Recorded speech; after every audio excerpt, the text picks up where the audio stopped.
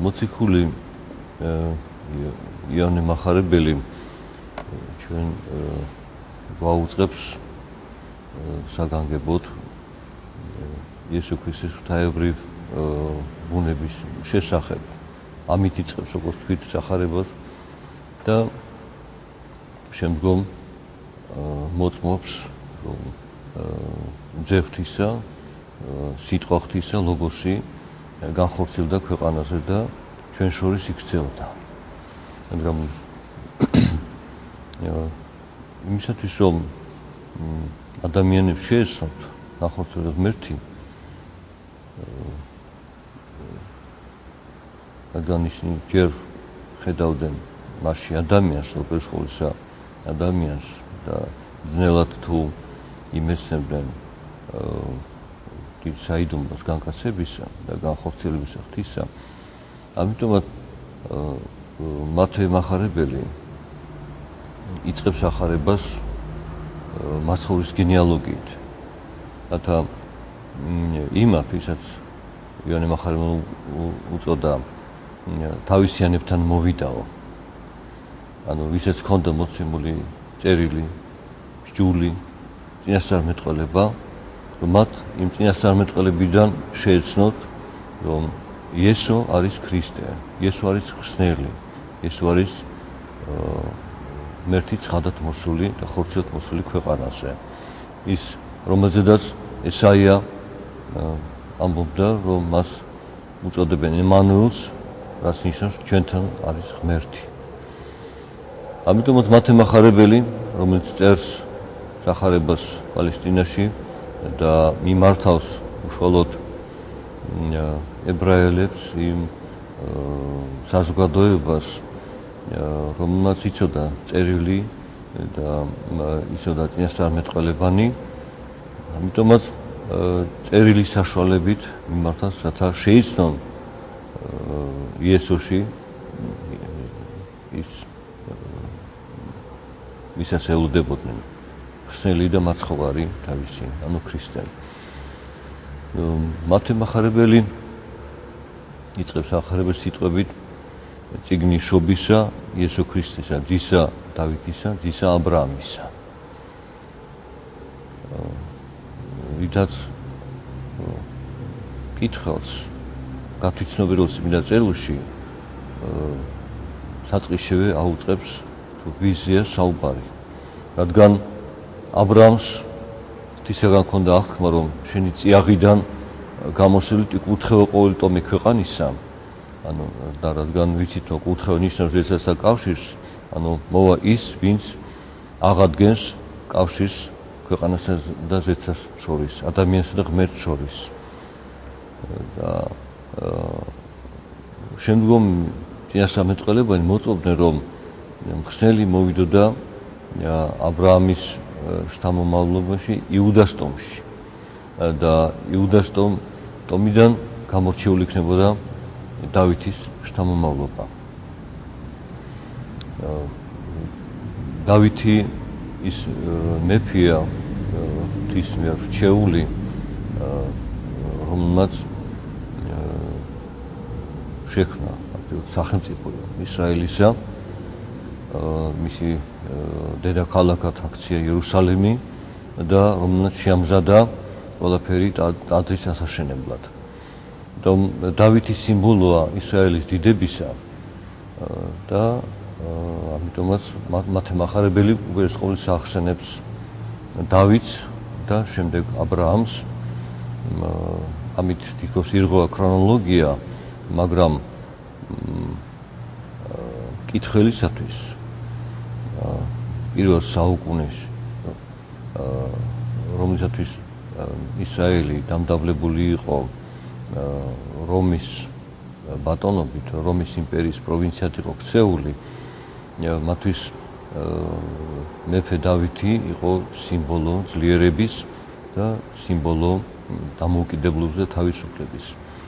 ამიტომაც მკითხველის ყურადღება ამით უფრო მიიზიდავდა და პირველ რიგში ახსენა მეფობა და შემდეგ პატრიარქობა. ახსენა რომ დავითის მოდგმაში რადგან ელოდებოდა ერი ხსნელის მოსვლას, რომ ნამდვილად ის ძეა დავითისა და მერე კიდევ დააზუსტა, რომ ძეა აბრამისა. რომ დავითის მოდგმიდან იყვნენ მეფეები, მაგრამ ხსნელი ღმერთმა აღუთქვა პირველ რიგში აბრაამს. მისი წიაღიდან გამოსული კურთხევა ყოველი ტომის ქვეყანისა და რომ ორივე ხარისხი ქრისტეში განხორციელდა მეფობის და პატრიარქობის, მდელთავრობის, რომელზეც მეფე დავითი ფსალმუნში ამბობს, შენ ხარ მდელ უკუნისამდე წესრზე და მელქისედეკისა.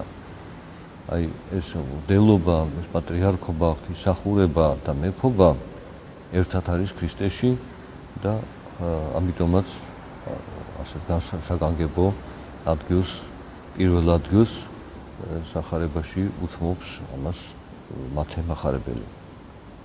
შემდგომ მოცემულია გენეალოგია აბრაამიდან დავითამდე, დავითიდან ბაბილონის ტყვეობამდე და ბაბილონის ტყვეობიდან იოსებამდე, რომელიც იყო დამწინდელი მარიამისა, ყოვლადწმინდა ღვთისმშობელისა. უნდა ითქვას, რომ გენეალოგია, რომელსაც პატრის და გთავაზობს მათე მახარებელი, არ არის ჩვეულებრივი გენეალოგია. ეს გენეალოგია აგებული არის ერთის მხრივ თაობების პრინციპით. მეორე მხრივ აქ არის გამონაკლისი, რომ იხსენიება რამდენიმე დედაკაცი თავის სახელით. თუმცა ებრაული ტრადიციით და ძველი აღთქმის წიგნებში მოცემული გენეალოგიებში დედაკაცის სახელი ასად არ იხსენიება.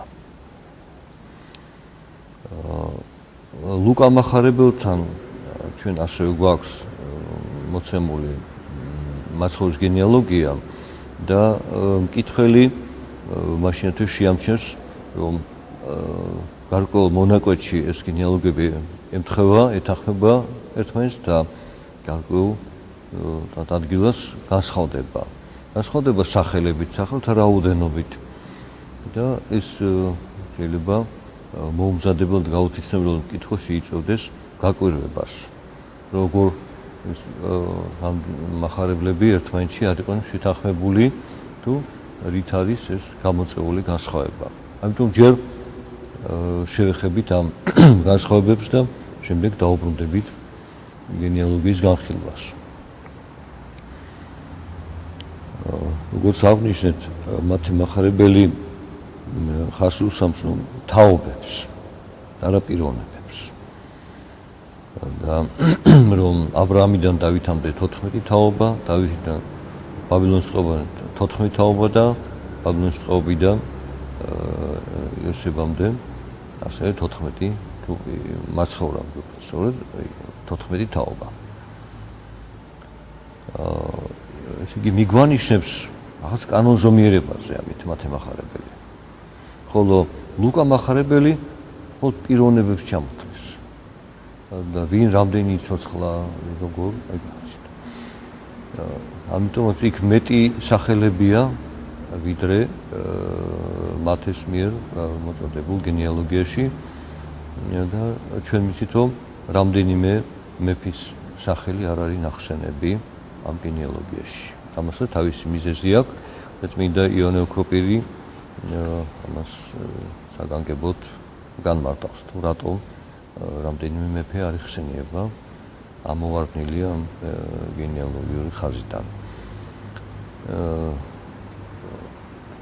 ისიც უნდა ითქვას, რომ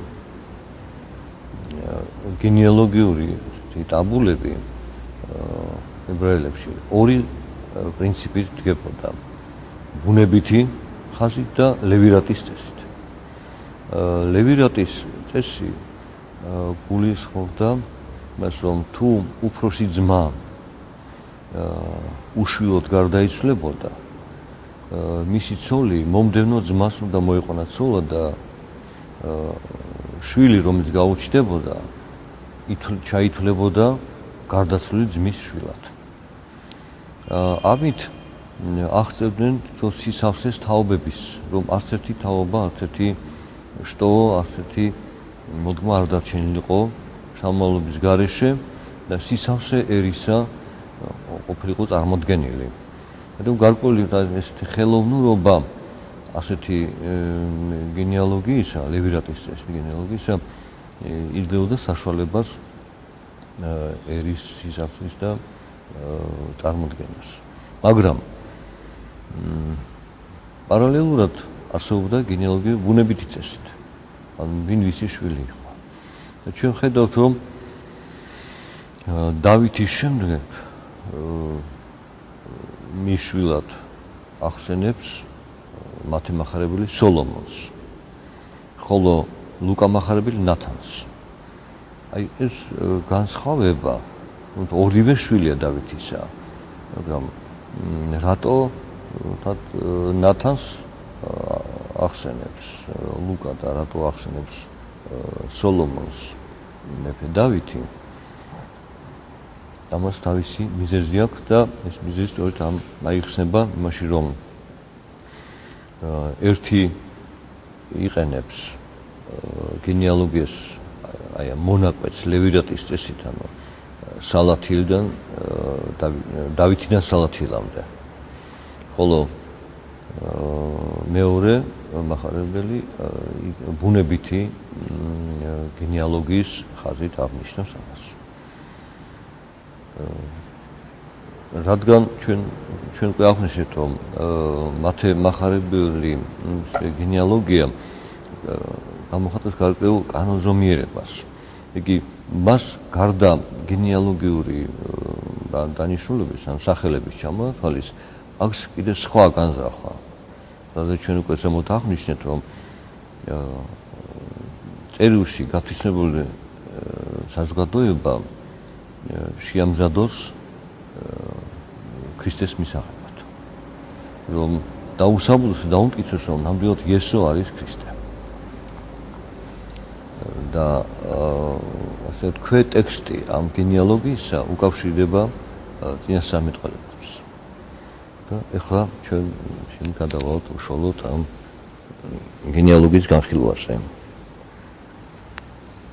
აბრამმა შვა ისაკ, ისაკმა შვა იაკობ, იაკობ შვა იუდა და ზმანი მისნი. აი უკვე აქ იაკობის შვილებიდან პირველ ადგილზე არის დაყენებული იუდა. იუდა არც პირველი არის ძმათა შორის, ანუ უნდა იხსენებოდეს უპირველეს ყოვლისა, არც გამორჩეული იაკობის სიყვარულით, როგორც იყო იოსები და ბენიამინი, არც თავის დროზე მისიით, იმიტომ რომ იოსები აღმოჩნდა უპირატესი ღვთისგანგებით, რომელიც საშუალებით ერი შემდეგ დასახლდა ეგვიპტეში და გამრავდა.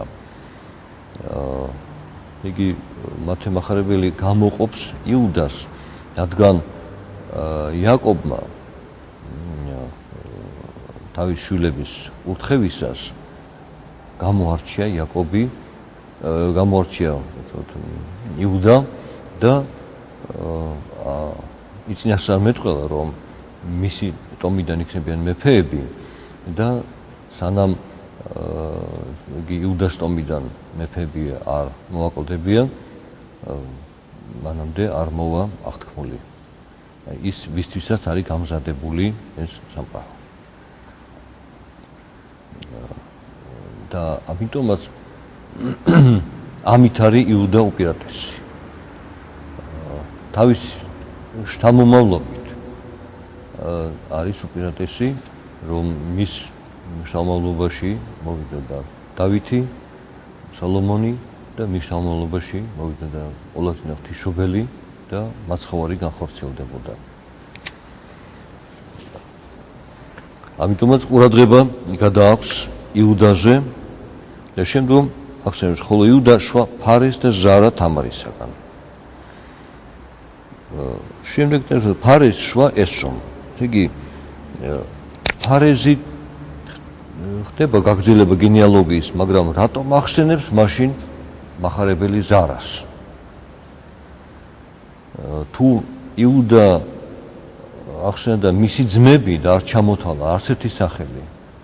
აქ რატომღაც ფარეს ასახელებს, რომლის ხაზით გაგრძელება შთამომავლობის და რატომღაც ახსენებს ზარას. ამით მახარებელი ჩვენ გახსენებს ჩვენ ამ ტყუპების ფარეს და ზარას შობის ამბავს. ვინც იცის წერილი, ასე ადვილად გაიხსენებს, რომ შობის დროს ჯერ გამოჩნდა ხელი ბავშვის, რომელსაც ბებიაქალმა შეაბა მეწამული ძაფი. და შემდეგ ეს ხელი დაიმალა და გამოჩნდა მეორე შვილი. და მას მოყვა შემდგომ უკვე ის, რომელსაც ხელზე ჰქონდა შებმული მეწამული ძაფი. ამ თავისებური სასწაულის განმარტებას იძლევა მოციქული და ამბობს, რომ მეწამული ეს ფერი მაცხოვრის ფერი არის, ხსნელის ფერია, მეფობის ფერია. და მიანიშნებს, რომ თავიდანო ნაწილობრივ არასრულად და სისავსით გამოჩნდა რწმენა აბრაამში და მაგრამ მერე მან დაუთმო ადგილი სჯულს, რომელიც მოსეს მიერ სრული სახით სისავსით განცხადდა. და შემდეგ უკვე ქრისტეს მიერ რწმენა სრული სახით სისავსით რწმენა ღვთისადმი, ღვთის სრული შემეცნებით ამდენს ეს ადამიანს შეუძლია და რამდენიც ღმერთმა მისცა მის საშუალება ადამიანს თავის განხორციელებით, განკაცებით ქვეყანაზე, შემდეგ უკვე რწმენა თავის მადლმოსილებით განცხადდა ქრისტეს მიერ. აი ამ საიდუმლოს მიანიშნებს მახარებელი, როდესაც ორივე ძმას ამ ტყუპებს ახსენებს. და თუმცა გენეალოგიის ხაზი გრძელდება ფარეზით, მაგრამ ზარას ხსენებით მახარებელი მიანიშნებს ისევ მაცხოვარზე. ფარეს შვა ესრომ, ესრომ შვა არამ.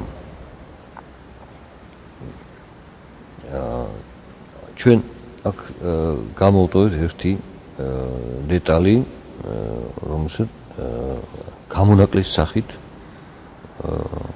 იყენებს მახარებელი.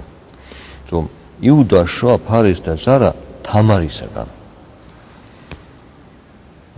ჩვენ ზემოთ აღნიშნეთ უკვე, რომ ამ გენეალოგიის თავისებურება ის ერთ-ერთი მხარე იმაში მდგომარეობს, რომ ნახსენებია რამდენიმე დედაკაცი სახელით. ერთი დედაკაცი სახელით არ იხსენიება, მაგრამ მინიშნება არის. და ეს არის გადახვევა იმ გენეალოგიური ტრადიციისაგან, რომელიც იყო დამკვიდრებული ძველი აღთქმის ეკლესიაში. რატომ ახსენებს მახარებელი თამარს? ვინ იყო თამარი? აი კიდევ ვინც გათვითცნობილ წერილში მაშინათვე გაახსენდება, რომ თამარი ხომ არ იყო წარმოშობით ებრაელი. ის მკვიდრი იყო იმ ქვეყნისა, სადაც დამკვიდრდა იაკობი თავის შვილებით, ანუ აღთქმულ ქვეყანის, მაგრამ ის არ არის რჩეული ერის შვილი. მაგრამ თამარის ქმედება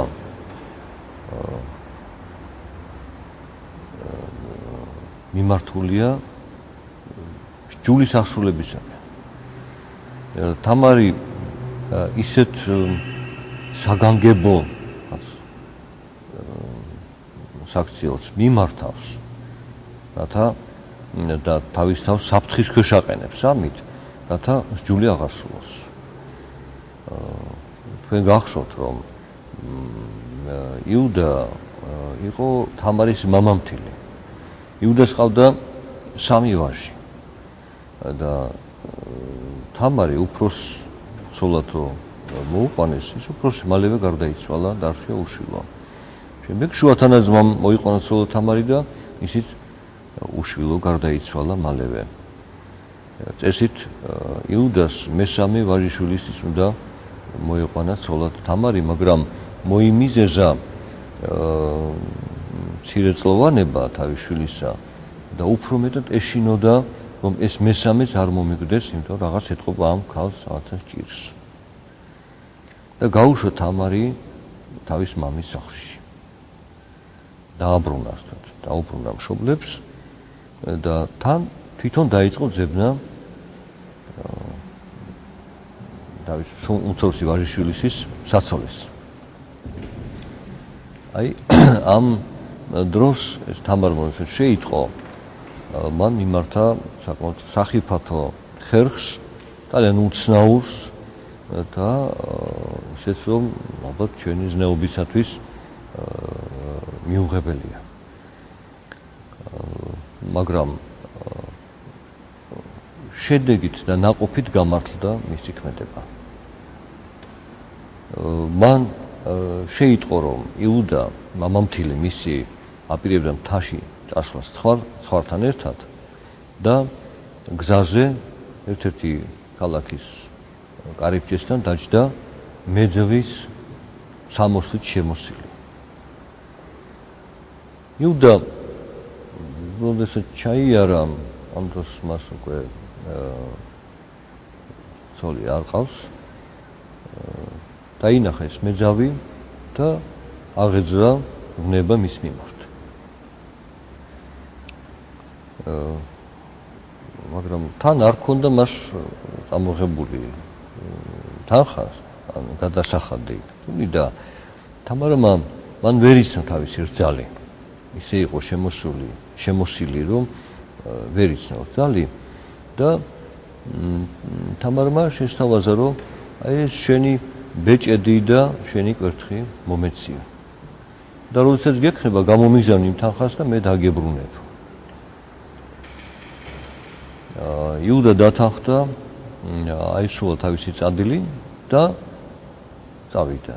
როდესაც თავის ადგილს მიაღწია და ეს გადასახადი საშუალება ჰქონდა, გააგზავნა თავის სახური, მიდი ქალაქში და მოიკითხე ეს მეძავი და ეს მიეცედა ჩემი ბეჭედი და ეს კვერთხი დამებრუნეო.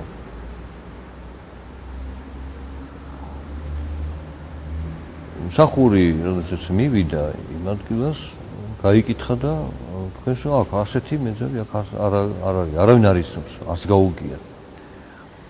დაბრუნდა ხელცარიელი ეს მსახური და იუდამ თქვა, ნუ არ არის და შეელია, თქვათ, იმ ბეჭედს და კვერთხს. გავიდა ხანი და შეიტყო იუდამ, რომ ხმა მოაღწია მის ხურამდე, რომ რძალი ფეხმძიმეთ არის. განვისხდა იუდა, როგორ? ან ესე იგი შეგვარცხნა ჩვენ და განვისხებული მივიდა თამარის მშობლებთან. თქვა, რომ შევიტყვე, რომ ასეთი ამბავი გამოიყვანეთ გარეთ და უნდა ჩავქოლოთ, როგორ მე უცვლად უნდა მომეყვანა ჩემი უმცროსი ვაჟიშვილის და იცრუვა იუდამ ამით. ამ დროს ის კი დაფეხმძიმდა ვინც ის ვისგან. თამარს ემუქრებოდა ჩაქოლვა და მან თქვა, რომ კი, მეც მართალია, მაგრამ მაშინ ჩემთან ერთად ის უნდა ჩაიქოლოს ვისგანაც ყავს მე და გამოიტანა ბეჭედი და ის კვერთხი. ამისგან ყავს მე შვილი და იუდა მიხვდა თავის შეცდომას. აღიარა რომ ასე რძალს რძლის მოტყუებას აპირებდა და დამნაშავეცნო თავი და თამარი და მცველად მოიყვანა და თამარისგან ეყოლა ფარეზი და ზარა ერთის ხრივ მახარებელი ამით მიანიშნებს რომ წარმართებში სინდისის კარნახით რომელიც ყველა ადამიანის გულშია ღვთისაგან დაწერილი სინდისის კარნახით არის ტოლვა ჯულისაკენ ჭეშმარიტებისაკენ უფლისაკენ და ასე თამარი წარმოადგენს ასეთ ნაწილს იმ წარმართების და ამით მიანიშნებს მახარებელი რომ უფალი მოდის ყველასათვის ჯულის ქვეშ ყოფი ერისთვის და ჯულის გარეშე ყოფი წარმართებისთვის რომლებიც ეძიებენ ჭეშმარიტებას რომელიც ჯულიერი ცხოვრებისკენ არიან მიდრეკილი და სინდისის კარნახით ცხოვრობენ აი ამათვის მოდის უფალი და ის ცოდვა რომელიც ნებით უნებლიეთ ტრიალებს ადამიანთა შორის იმ ცოდვას უფალი მიუტევებს იმ ცოდვას უფალი გამოიხსნის მიუხედავად ცოდვისა რომელიც კაცთა შორის არის უფალი მოდის და მოდის იმისათვის რომ იტვირთოს ეს ცოდვა და თავისი სხვეპლით გაამართლოს და გამოიხსნას ადამიანი ამიტომაც არის ნახსენები თამარი და ვიტყვით რომ არა მარტო თამარი არის ნახსენები წინ გავუსწრებთ ცოტა ჩვენ თხრობას კიდევ ორი დედაკაცი რეკაბი და რუთი ნახსენები ამ გენეალოგიაში აქედან რეკაბი იერიქონში მეძავი იყო და არც ის იყო ებრაელი ასევე რუთიც არ იყო ებრაელი მაგრამ რძალი იყო ებრაელების და ეს სამი დედაკაცი თამარი რეკაბი და რუთი წარმოადგენს იმ სახეს წარმართული სამყაროს რომელიც მიმართულია უფლისაკენ რომელიც ეძიებს ჭეშმარიტებას და სინდისის ხმის კარნახით ცხოვრობს და თავისებურად ძლევს რაღაც გარკვეულ შეზღუდულობას ამ სოფლისა თუ თამარმა საფრთხისკენ დააყენა თავის თავი იმით რომ აი ესეთი ნაბიჯი განდგაცაქცელი ძალიან ესეთი გამონაკლისი და წარმოუდგენელი ჩვეულებრივი ადამიანისათვის რეკაბი რომელიც შეიწყნარებს ებრაელ სტოურებს მოსულს იერიქონში და საზვერად და შემდეგ გააპარებს და დამალავს მათ ამ ქალაქის მცველებისგან ისიც საფრთხის შესაყენებს თავის თავს რომ ის შეიძლება რომ ხილებული ყოფილიყო ამ ქმედებაში როგორც მოღალატე ქალაქის და ხალხის ასევე მოეკლათ მაგრამ რატომ აკეთებს ამას რეკაბი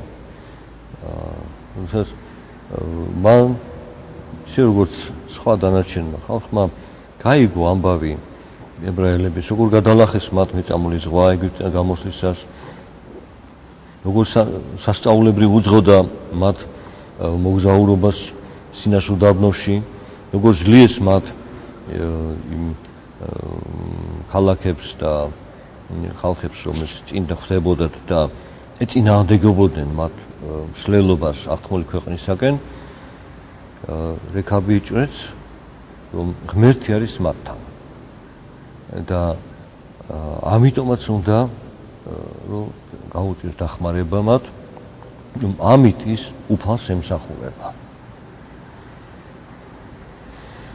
აი რეკაბიც ამ ხრივ არის ამ დაცემული სამყაროს ამ წარმართული სამყაროს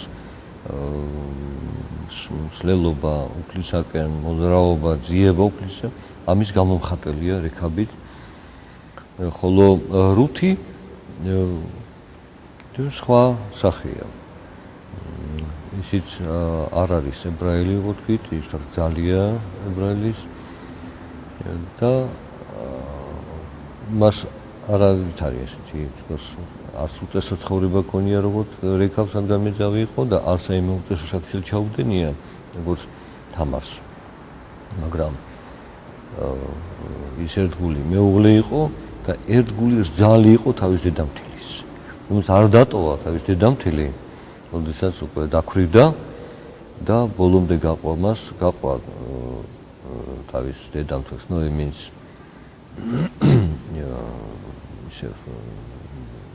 ისრაელში, თავის ქვეყანაში და თავის უცხო ქვეყანაში. მას მოეწონა ის ჯული, ის წესები, რომელთაც ებრაელები ცხოვრობდნენ და სიყვარულის გამო თავის დედამთილის სადმის სიყვარულის გამო დატოვა თავის სამშობლო, თავის ქვეყანა, თავის მშობლები და ის შესაძლებლობა გათხოვებისაც უარყო.